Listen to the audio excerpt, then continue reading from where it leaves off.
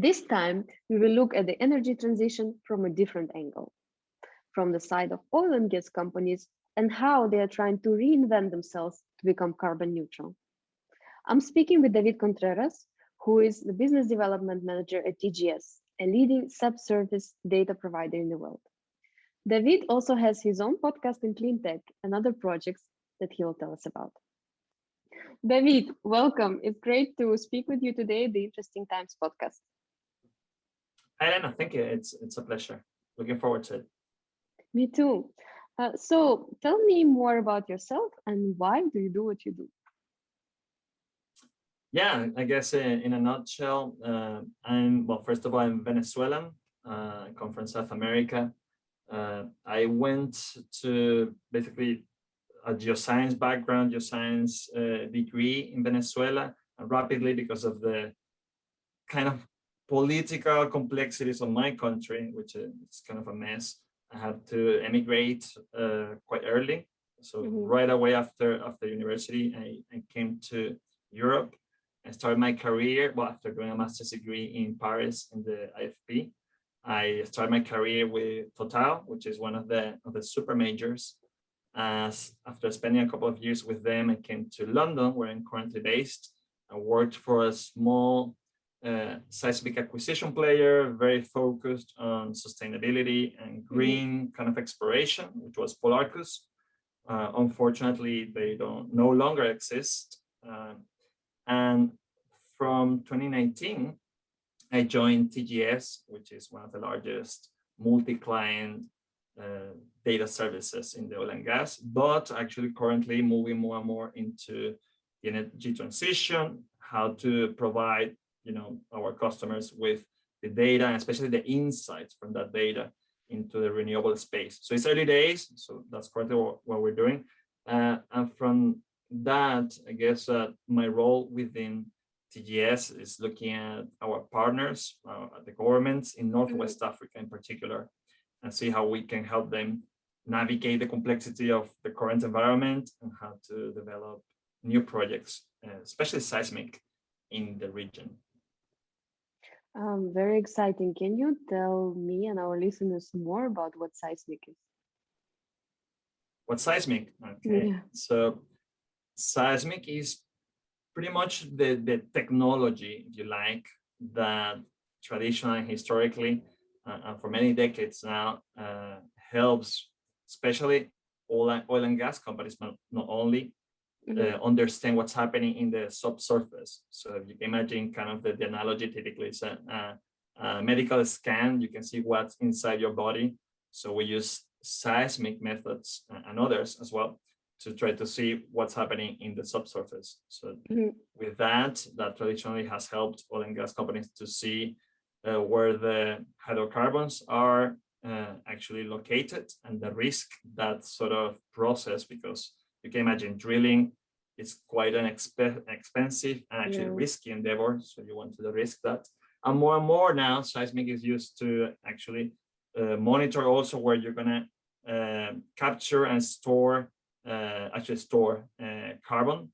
You can also monitor water, basically aquifers. You can monitor civil engineering. So seismic has a wide range of uses. You can actually put seismic sensors in cities to see how much people are walking around. So there are interesting startups in that space. So it's a wide range of uses, but in the oil and gas sector, obviously it's more used in the exploration and production of oil and gas. But it's changing, as you can imagine, with the current energy transition discussions.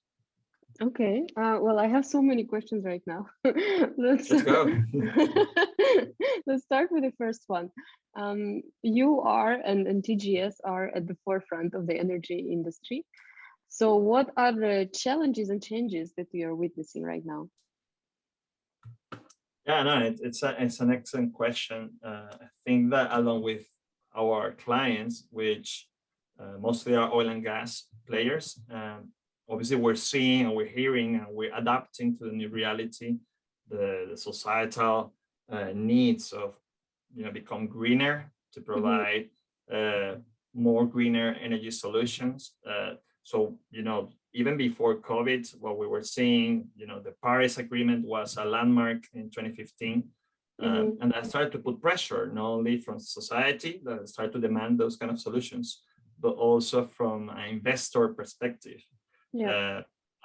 If you add that to what COVID did, which was a lot of demand destruction, what that sort of created is that storm of pressure really for oil and gas companies to really start asking themselves how we can use, how can we develop new ways of energy production really. And TGS traditionally has helped those companies with seismic mostly, but also with well information, well logs, and we have the largest library in terms of well logs that facilitate that sort of understanding of the subsurface. We can actually help in terms of the geothermal assessment as well.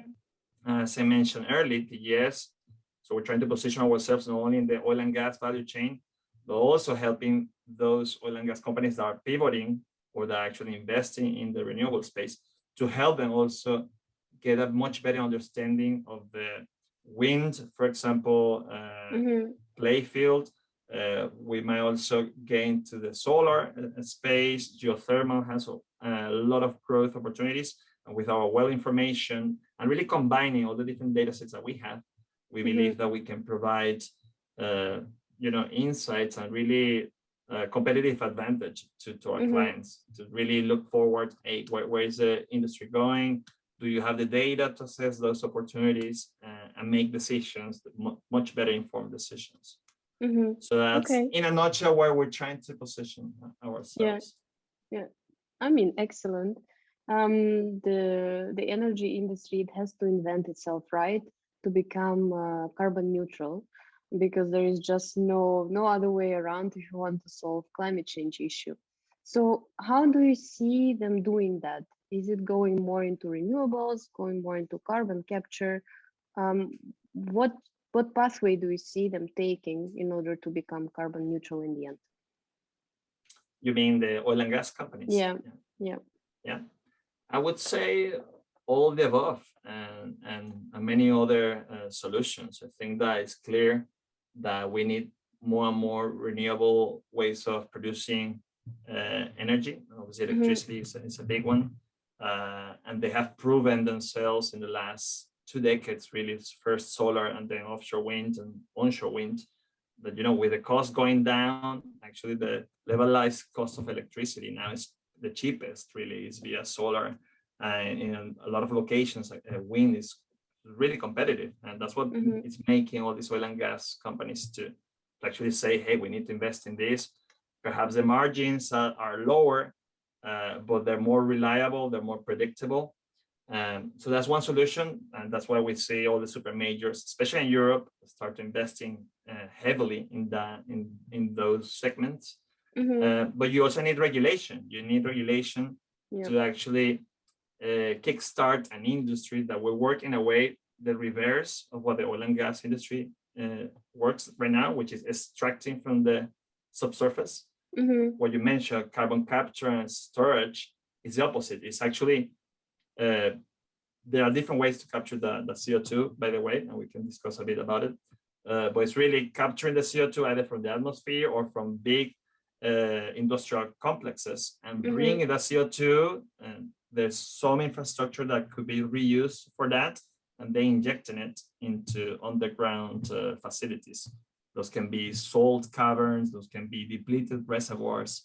And that's in particular one way where TGS can add value in that chain, because we have a really great understanding of the subsurface. We have different sort of maps. We produce actually something that's called Facious Map Browser, which is really a good way, a different level of geological eras to understand what constitutes the best reservoirs, the best sealing regions in the North Sea, in the Gulf of Mexico, for example, and really providing the industry. They know this also quite well, but we can provide them with, hey, have you considered this other formation? This is safe to store.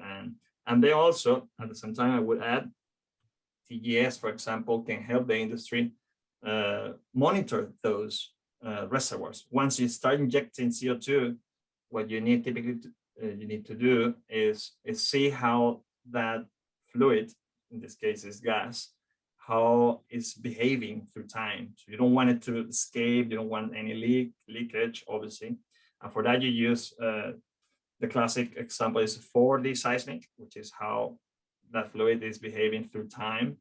But also you can use other kind of monitoring technologies, using, for example, fiber optics, which is quite new, and we have a collaboration in place now with Halliburton. So there are different ways to see how that CO2 is embedded there. And from that, as many options as we can have, right? So the electric revolution in terms of vehicles, et cetera, et cetera. So there are many pathways. I think that they're all important, and we all need a kind of all hands in deck for that.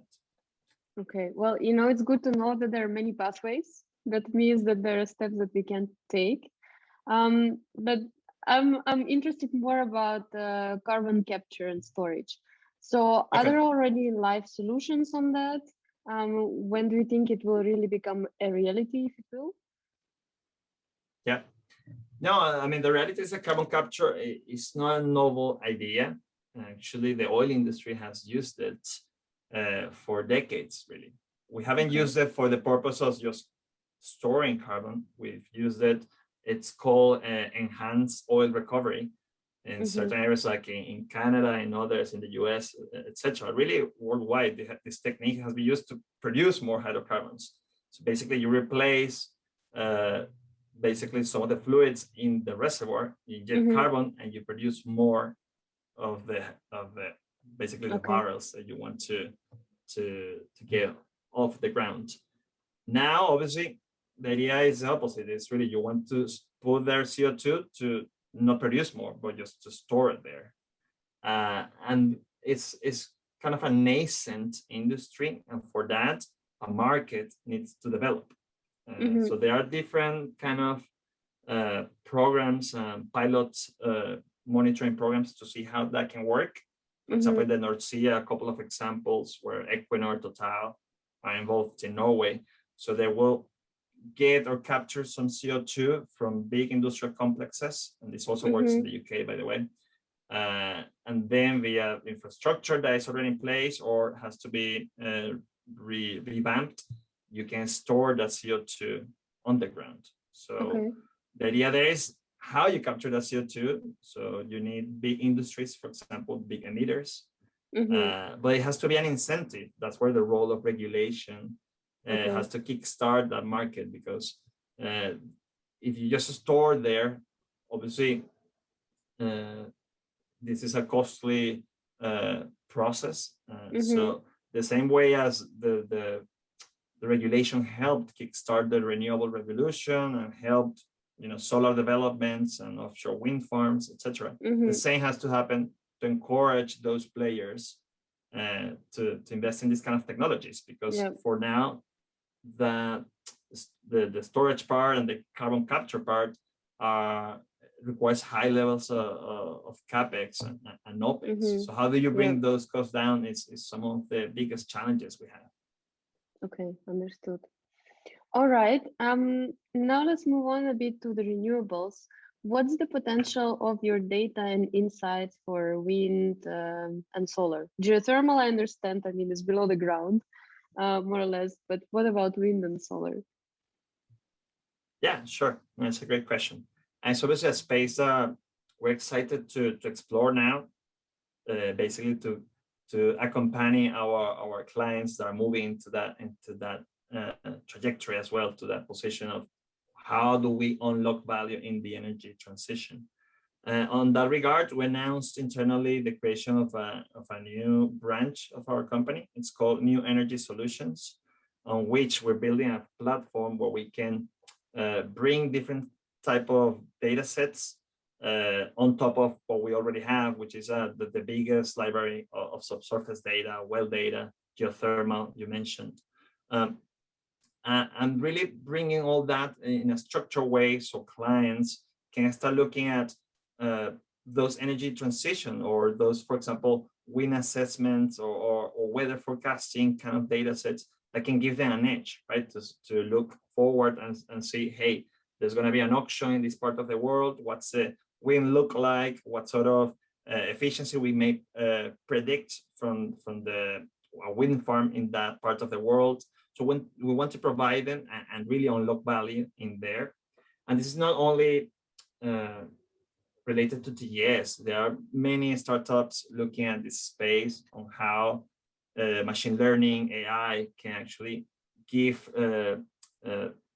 predictive maintenance to that fleet of wind farms. It's really a matter of how you maximize the output, in this case, electricity of each of those, right? When do you have to stop the production? When do you have to go and fix it? If you can predict that, that obviously has a huge impact and can reduce your cost, because it's a low margin kind of market. So how you control your costs, how you reduce your risk, all given by the data and the insights that you just said, and that TGS has a role to play there.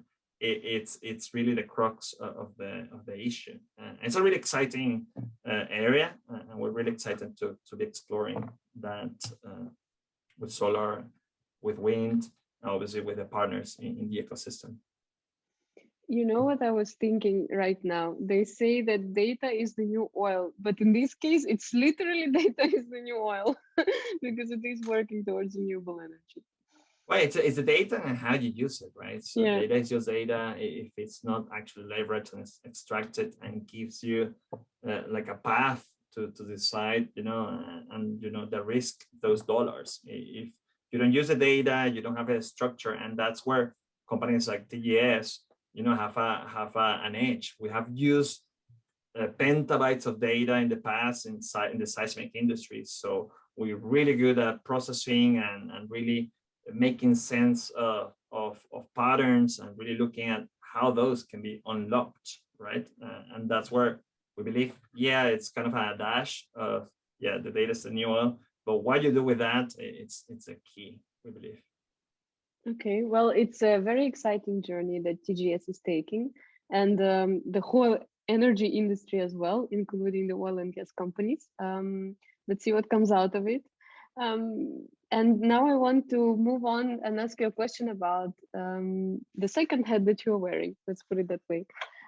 So you have your own podcast as well, right? Can you tell more about what topics you cover, who you interview, and where to find you? Yeah, no, absolutely. Thank you for the question.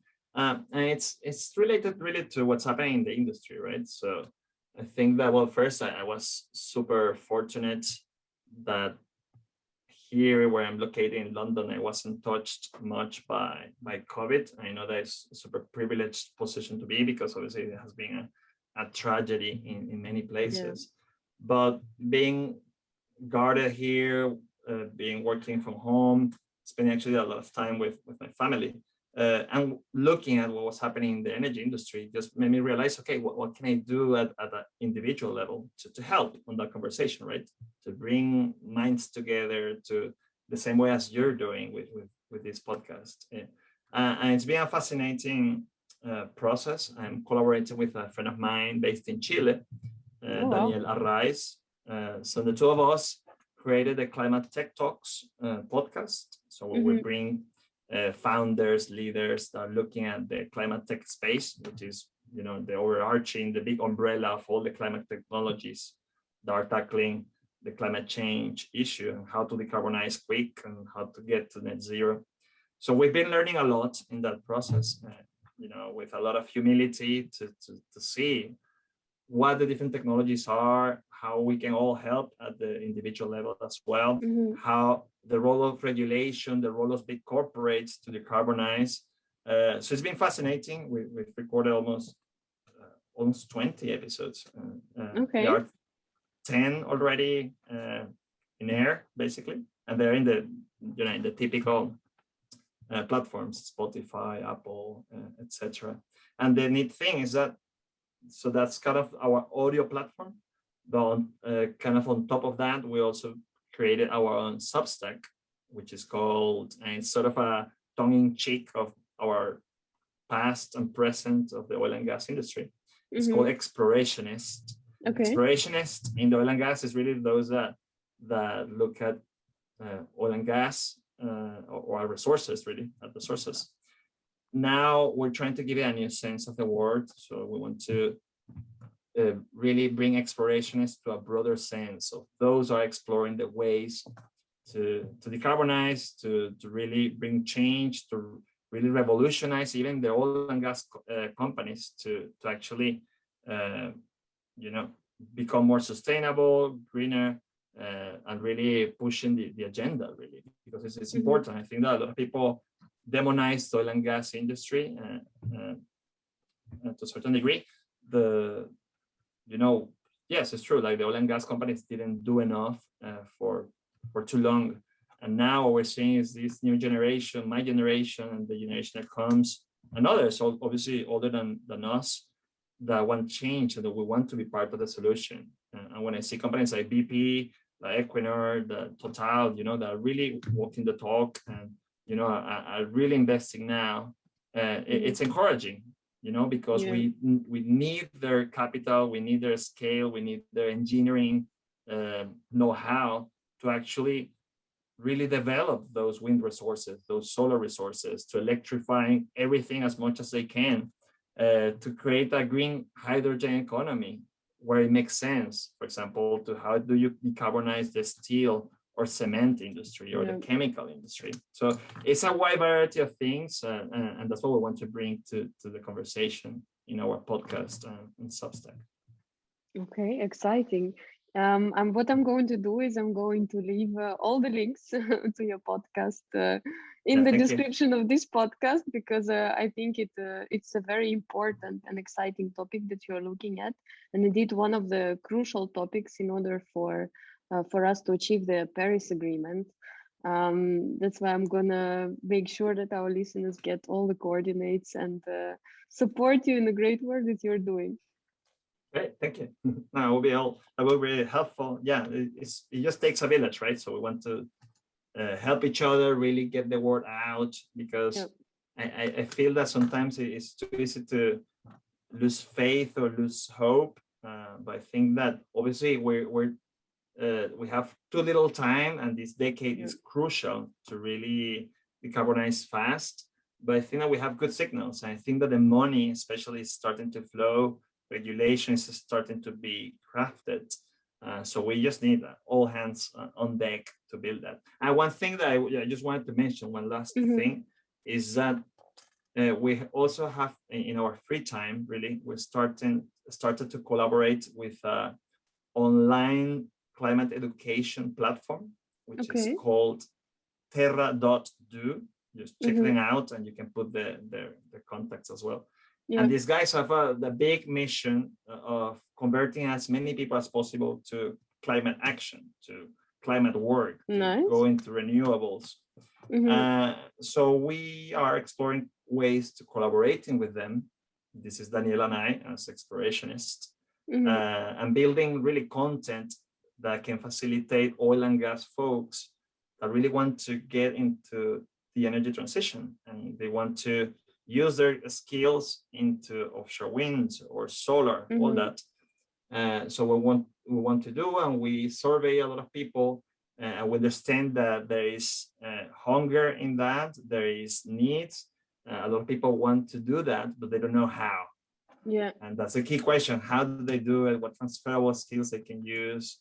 What skills are actually needed? So really closing that gap and providing them, especially with networking opportunities, providing them with certain tools, and actually giving them the stories of people that have actually successfully transitioned into renewable jobs, for example.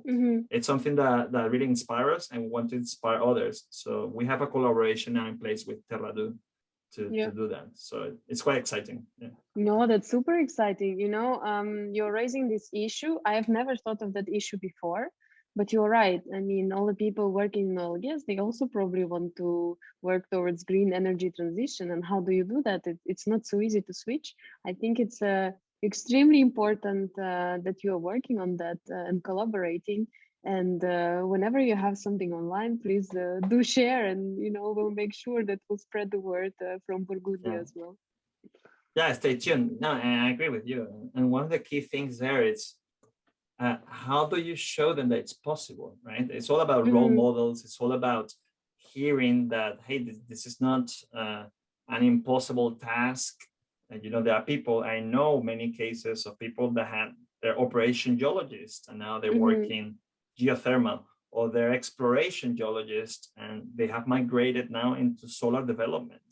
mhm, Or, you know, the same operation geophysicists now working in offshore wind farms. So there are several examples, and we want to bring those to light to inspire others, to help them to have that conversation and really mhm, show them, hey, this is the kind of jobs of the future, you know, because there's going to be more and more of those type of jobs. And, you know, the oil and gas professionals, and I include myself there, you know, we're really well prepared. We study engineering. We know how to deal with data and interpret and make sense of it. And you know, we're good at project management. We're good at, you know, stakeholder management as well. So all of those, I think, that are transferable skills that can help, you know, definitely.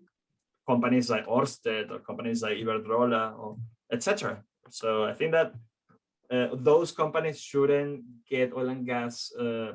They shouldn't ignore those type of professionals, because there is a lot of uh, quality talent in there, and as you said, you know, that they do have the intention to help in this current environment of decarbonization and green push. Really, I like that personal aspect that you're bringing up. I think it's super interesting, super important, unexpected, to be honest, in our conversation, but I think very crucial to mention. And I also like that you mentioned just before that there are signs of hope and signs of change. And indeed, that gives hope myself that things are going to improve and that we're going to achieve the targets that we have set. And on that positive note of that everything will be okay, I want to thank you very much for your time today, for a very interesting conversation.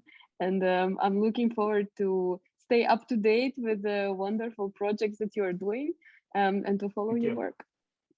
Yeah, no, thank you, Elena. It's been a pleasure. I also follow up close to your work. So thank you for giving us a bit of the voice today. Thank you.